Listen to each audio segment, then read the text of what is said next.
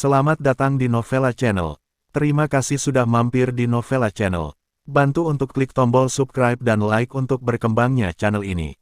Dan jangan lupa untuk nyalakan loncengnya agar selalu mendapatkan notifikasi terbaru dari Novella Channel. Silakan menikmati cerita novel favorit Anda. Mari kita lanjutkan kembali kisah novel Aiden Enzo Kehidupan Super, episode 202, bersama Novella Channel. Selamat mendengarkan.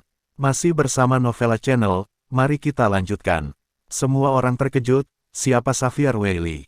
Itu bos grup pengawal 01 Sangjiang. Saat ini, ia rela menjadi pelayan yang membukakan pintu. Bisa dibayangkan betapa menakjubkan identitas orang yang duduk di Cadillac itu. Werlin Chu menginjak sepatu hak tinggi hitam, mengenakan gaun hitam, keluar dari mobil dengan wajah dingin, dan tersenyum ringan pada Xavier Weili. Nona Werlin, Huiro, Marcio dan yang lainnya berjalan mendekat dan berteriak dengan hormat. Werlin Chu mengangguk, melihat ke rumah pribadi keluarga Hersa, dan bertanya dengan nada dingin, di mana orang itu? Marcio sedikit gugup, melirik Victor Hersa di sana dan berkata, masih di dalam. Werlin Chu sedikit mengernyit, dan melirik Xavier Weili, yang segera berteriak pada Victor Hersa, kakak Hersa, kemarilah. Victor Hersa sudah terpana, dia bukan orang bodoh, dan dia tidak bisa melihat bahwa orang ini baru saja keluar dari mobil identitas wanita itu. Nona muda ketiga dari keluarga Chu. Itu adalah keluarga pertama di antara 4 keluarga pertapa di ibu kota. Itu adalah keluarga kaya yang mengintimidasi semua lapisan masyarakat. Pada saat ini, Victor Hersa sudah dipenuhi keringat dingin. Dengan langkah berat, dia berjalan ke Xavier Weili selangkah demi selangkah, memaksakan senyum, dan berkata, Nona Chu, aku tidak menyangka akan melihatmu di sini.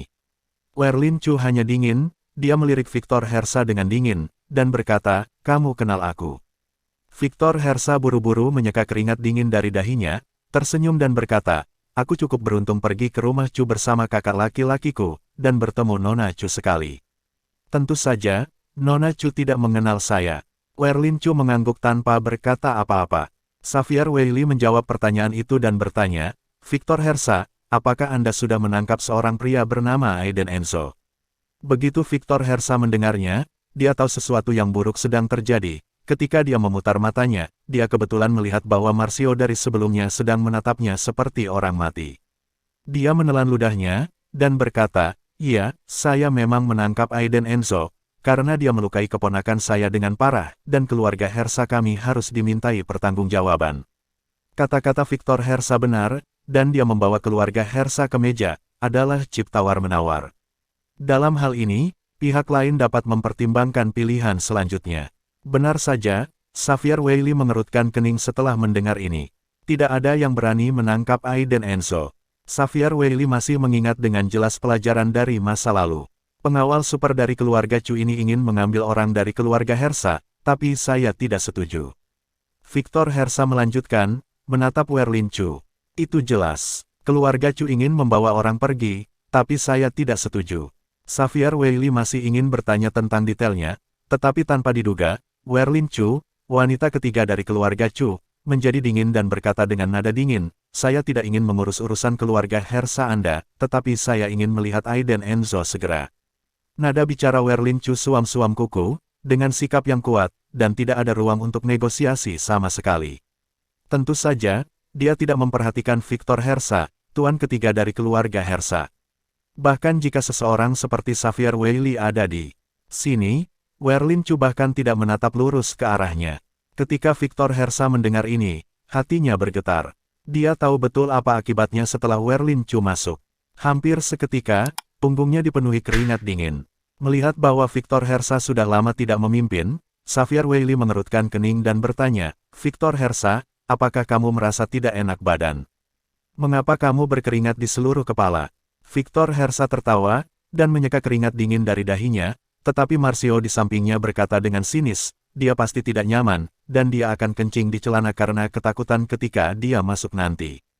Mendengar ini, Victor Hersa khawatir tidak ada tempat untuk mengubah topik pembicaraan, dan dia langsung melompat marah. Sombong, ini adalah orang yang dipilih dengan hati-hati oleh keluarga Chu. Beraninya kau meneriakiku seperti ini. Namaku Victor Hersa, dan aku tuan ketiga dari keluarga Hersa. Aku mewakili seluruh keluarga Hersa. Victor mencibir dalam hati. Sungguh mengasyikkan melakukan banyak kerja keras. Nyatanya, dia menggunakan kesempatan ini untuk mengatakan ini pada Werlin Chu. Artinya, dia mewakili keluarga Hersa, dan Anda, Werlin Chu, tidak memenuhi syarat.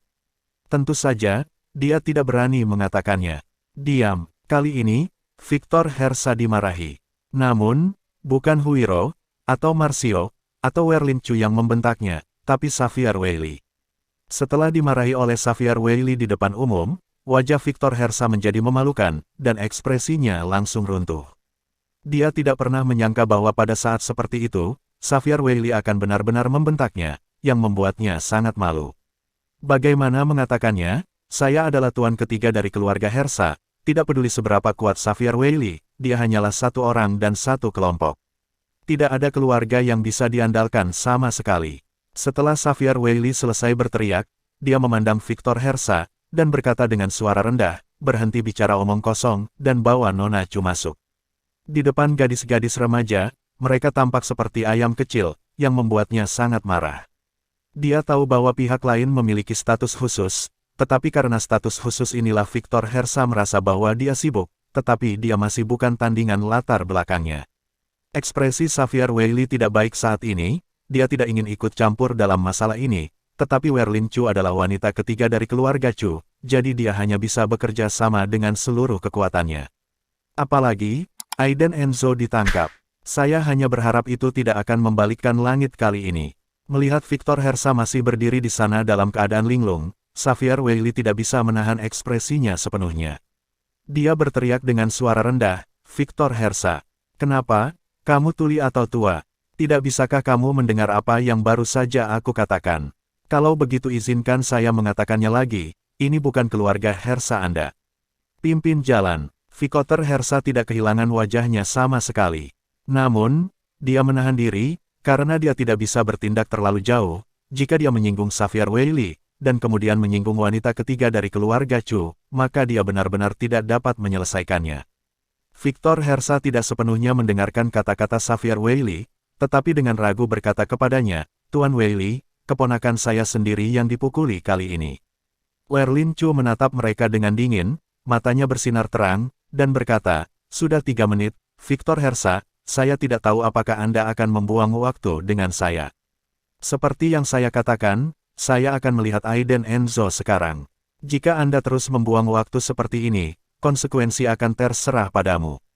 Semua orang akan menanggungnya. Xavier Weili mendengar kata-kata itu, hatinya bergetar, Nona Chu kesal, dan buru-buru berteriak pada Victor Hersa, Victor Hersa, aku tidak peduli siapa yang dipukuli, pimpin jalan dengan cepat, jangan hancurkan hal besar, jika tidak, itu akan dianggap sebagai keluarga Hersa Anda juga tidak dapat menahan kemarahan keluarga Chu.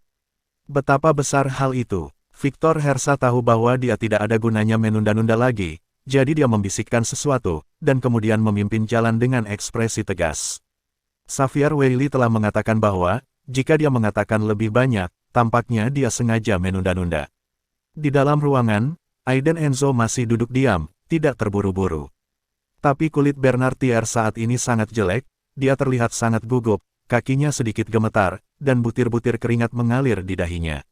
Aiden Enzo mengangkat kepalanya, memandang Bernardier dengan main-main dan berkata, apakah kamu perlu aku mengatakan hal lain? Bernardier mengerutkan kening. Dia baru saja belajar sesuatu yang luar biasa dari Aiden Enzo.